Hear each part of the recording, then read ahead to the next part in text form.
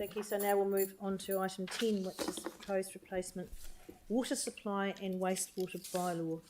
Just reinforcing the fact that we all know that the staff have decided to separate the bylaws into this one, and then stormwater and land drainage is a separate bylaw. So we'll deal with this one first. Do you have an introduction? Do you want to say any more? So the proposed replacement water supply and wastewater bylaw, the key changes in this one are really just some improvements to help support our water safety, those water safety plans. And then in the wastewater section of it, the key changes are around putting some stronger messaging around what shouldn't be going into our networks, things like wet wipes and things that shouldn't be disposed of to the wastewater network because of the damage they can cause. And the other key one in wastewater is about private pipes leading into the public system and making sure they are maintained and not contributing to any issues in the public system as well. I think probably if you're happy, I'm just happy to take questions on any of the specific So this proposals. will give us more ability to work with private, infrastructure and owners of that infrastructure to ensure that it's up to scratch. Yes, that's right. Yeah. And are the wet wipes still as big a problem, or is that reducing? I understand that is It continues to be a problem. So wet wipes and people putting fats and oils down the drain continue to be a problem. So fats and oils down the kitchen sink, I suppose. So how would people deal with that? So there's two things they can do. If there's a small amount, put it in your compost bin. And if it's a large amount, freeze it and then put it out in the compost or in the red bin. Oh, Don't put it down the drain. okay, that's handy to know. Yeah, it might disappear down your drain, but it certainly it gets clogs cold up. at some point. Yes. And I'll come to Aaron in a second. I've just got a question about the actual bylaws themselves, that when the bylaws first created, it has to be reviewed after 5 years, then every 10. Yes, that's right. But because we're splitting these, does that constitute that they're new bylaws, or will they still just sit under the 10-year review? If I can, I might just ask Viv if you want to.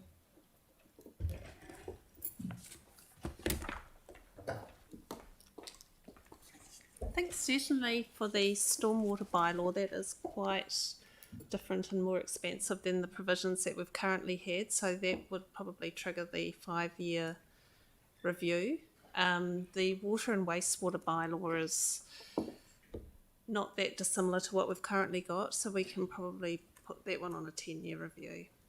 Right. And so these will come into force in 2022, so the stormwater would have to be reviewed in 2027. Yes. Just kind of then, if things go through to the new entities, they'll have to pick that up. And we don't yet know how that's going to happen, do we? Or whether No, but I mean, if, as Jenna mentioned, if we have a bit of a guide from what happened with the Auckland reorganisation, I mean, it did take some time for them to work through their bylaws. They're still working some of those legacy bylaws at the moment. So have the entities picked up, I mean, in Auckland, does the council still do the bylaws? It was different for both Watercare and Auckland Transport. So for Watercare, the council's retained the power to make the bylaw, but the entity enforces them. And then for Auckland Transport, everything was transferred to them, so they have the bylaw making power. And in both cases, there was a 5-year transition, so the existing bylaws continued in force until they needed to be reviewed within that 5-year time frame. Even if they were up for review? They got an extension, did they? I'm actually not sure on that detail. The funny thing too about the review is it's 5 years almost plus 2 years, because nothing happens until 2 years after the review was due, so you almost have 7 years. Right. Yeah. Okay. Thank you. Who did we have? Aaron, you had a question. Yeah, it was just a question for Helen. The wet wipes and fat and that going down the system, what would be the cost of that to the city per year, ballpark? I'd have to come back to you on that, but we do have regular rounds to clear fats, oils, and grease out of particular points in our wastewater system. So where we know we get them clogging up, So would it be I can get costing you us the cost of doing thousands those of rounds. dollars, tens of thousands, hundreds of thousands, Hundreds millions? of thousands. Hundreds of thousands. I know. I saw a cost in London. I think it was millions. Yeah. Well, obviously yeah. a bigger city, but it has to I'm be just, because it's almost comical that we invest a few $1,000s in employing some local comedians like Shay Hooray or whatever to make some really good videos that we pump out online about, freezing your fat and then putting it in that, like, have some fun with it, Yeah. but spend just a few $1,000s to save hundreds of thousands of dollars. I could, but all the other people in the crew would probably want to be paid, but locals are cheap. Well, it's part Right, of we that could farm it out to messaging. Auckland. Yeah, but how do we look into that? Oh, the mayor just gave it a nod, so we'll do it through her office. I don't know how we would progress that actually, but Yeah, how do we progress that? Just because I think a lot of the whole waters is about education. Yeah. And for instance, I didn't even know you could freeze oil. You put it in the fridge, it doesn't change much. It might go a bit cloudy, but so I've learnt something there. But it's about getting that message out. But let's take it on offline Okay, and see thank what we you. can do. Some of it's a challenge with smaller properties, of course, because people used to just go and tip it in the garden somewhere as well. But with smaller city properties, you can't do that. No, you tip it into the neighbour's garden. No, Mel. I've got 4 questions. One, on page 87, it talks about. So I found it really interesting reading this because I hadn't obviously read the bylaw before. But it talks about meters for water, reading the water, putting them on council land in future. But there's obviously some on private property, and it talks about recovering costs if you have to move them. I was just wondering how much of a problem that actually is of accessing water meters. I'll get Will Rowson to come and talk to you. So Will looks after our water services team and has most of the interaction with our frontline customers and new connections. Welcome, Will. Kia ora. So when we have a lot of our infrastructure, we try and keep our meters on council property for ease of maintenance and reading. Where we have properties with multiple feeds and no meters, there's a decision to either, when we go down the track, split them. You either have a meter right up by the person's property, which could be out the back, or you would have the meter on the council property. So there's also costs involved in splitting the supplies out. Some of these are legacy issues of different districts running their water supplies differently before they all amalgamated. So we had meters installed pre-1990, and some of them are in some very difficult places to actually get to. But the main point around is the splitting of the water supplies internally. So that would be a cost that the customer would bear to split those costs because they require an individual connection.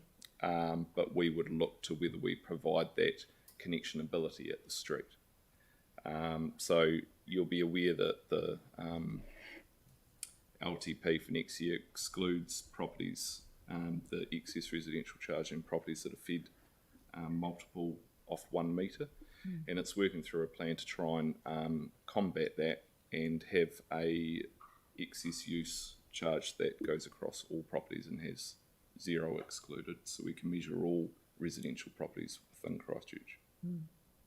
So are there any times where you've actually had to move a water meter though because it's inaccessible and it's cost the property owner? There have been times, absolutely. Some people will build fences slightly further forward on berms than what they previously were, so that way you've got a large gate and sometimes aggressive people or dogs.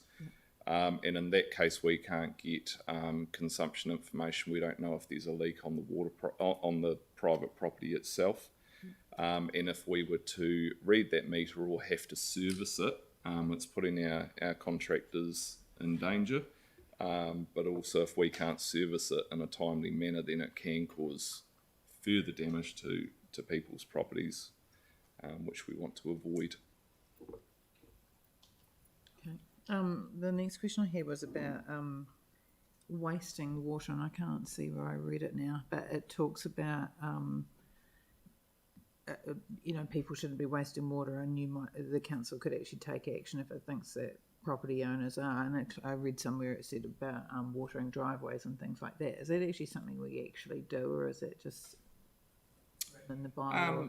I think if we had, if we take Ekaroa, for example, where we have some issues over there during the peak of summer with water, we do often walk streets and talk to people in the area and try and remind them that we are on a water shortage, and watering the leaves off an asphalt driveway is not the best use of a really good resource. So we do also get a lot of comments from neighbours or people in the community during water restriction times about neighbours going outside what they should. So we do approach people. We ask them to look at their behaviours and minimise the waste that they do. Cool. Thanks, Mel. Are there any other questions on this one? Yanni? Thank you. Does this do anything to enable or make it easier for rainwater or grey water storage or reuse? So, or does it make it harder? Yes, so we do have in the bylaw a small piece about the Banks Peninsula providing a alternative rainwater collection source to use for gardens, because that area, as I've said, is susceptible to restrictions. But it's not an enabling document for water harvesting or grey water use.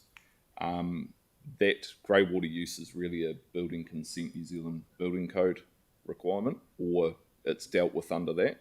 It's not a bylaw issue. If we were to look at saying we want everyone to harvest rainwater, that would be, as far as I see it, more of a district plan type of area rather than a bylaw. District plan is the best place for that to be picked up and for compliance to be met, rather than a bylaw. Right, and so on the peninsula, it's the district plan that requires the storage, and the bylaw supports it? No. So there is nothing in the district plan for Banks Peninsula. There is for firefighting coverage, so providing firefighting on site. Right. But the requirement for the supplementary tank is made under the bylaw, and that was a Banks Peninsula Community Board request from 2014. Right. Would there be any other places in the city aside from the peninsula where you might find that useful? Like, I'm just thinking of maybe some of the hill suburbs, or... I think it would be very useful in a lot of places. Right. It's rainwater, it's clean, it's pure, it's great for the garden, it lowers our peak demand during summers. So if people make submissions, because in the past we've had a lot of submissions to our LTP, to our water strategy, on people wanting us to do more in that rainwater and that storage space. If people make submissions on that point, is that something that we can address through this process? Given that we're proposing to do it for the peninsula. Mm-hmm. I was just interested in your comment about the district plan before, I guess, and the discrepancy between the peninsula and the city in terms of district plan versus bylaw. We could make people install tanks on a site where we would have concerns about capacity or being able to feed them a reasonable amount of water. But I don't believe the bylaw is where a requirement for rainwater storage probably should be held. Because also when people buy properties or develop them, a lot of people go through PIMs, or they have a resource consent for a land use, and that's where that district plan has some really good teeth and visibility. When someone goes to develop a land, generally the first thing they do is a district plan search online, and it will give you all the rules and regulations for that area and that district. The bylaw is probably a step down from that, where developers look at. The first thing for them is their planning rules.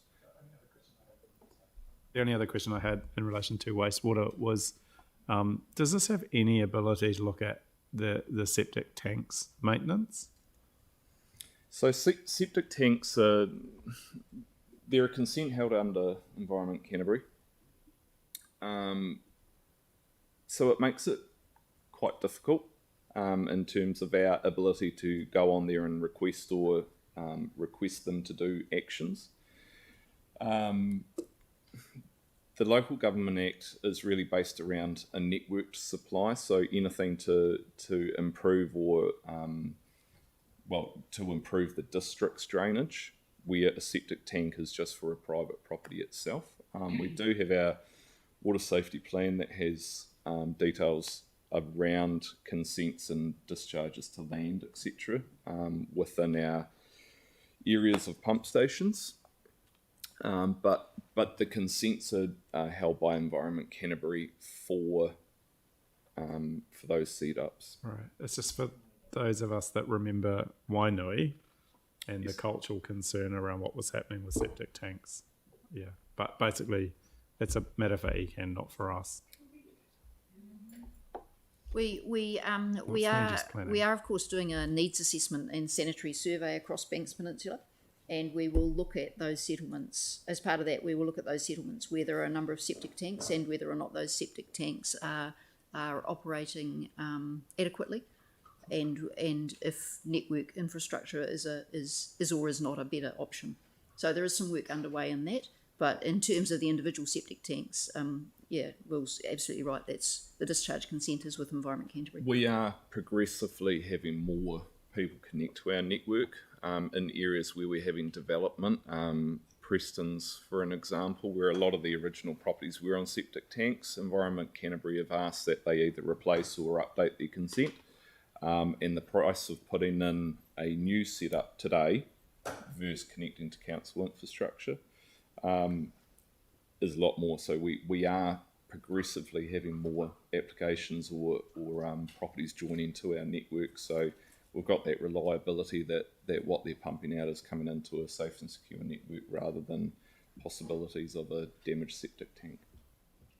So did you say it will cost them more to upgrade than to join our network? It can in cases, Yep. depending on how bad the septic tank is and the requirements from ECAN. It can be cheaper to connect to our network if it's within a close proximity. And especially long term.